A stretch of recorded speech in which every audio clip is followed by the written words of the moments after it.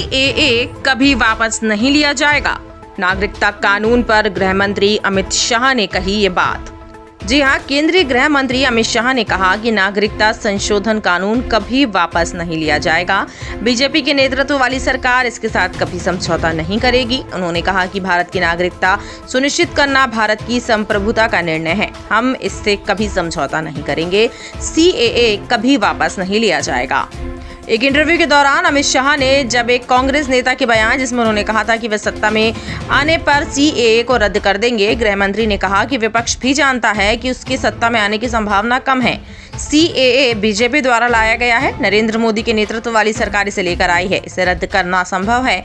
हम पूरे देश में इसके बारे में जागरूकता फैलाएंगे। विपक्ष द्वारा सीएए लागू करने की टाइमिंग पर सवाल उठाए जाने को लेकर अमित शाह ने कहा कि असदुद्दीन ओवैसी, राहुल गांधी, अरविंद केजरीवाल और ममता बनर्जी समेत सभी विपक्षी दल झूठ की राजनीति कर रहे हैं। टाइमिंग का कोई सवाल ही नहीं है। बीजेपी ने 2019 में अपने घोषणा पत्र में कहा था कि वो सीएए लाएगी और अफगानिस्तान, बांग्लादेश और पाकिस्तान से आए शरणार्थियों को नागरिकता देगी।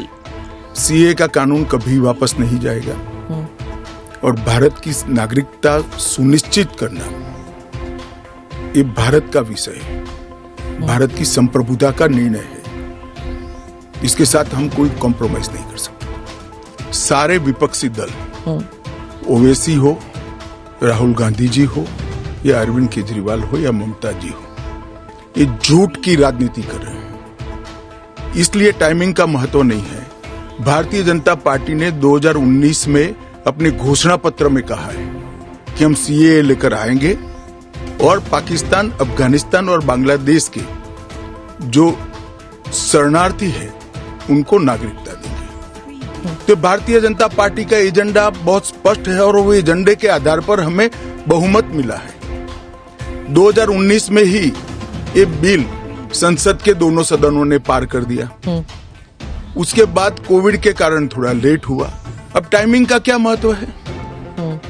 सरकार ने अपनी विल चुने जाने से पहले अभिव्यक्त कर दी है।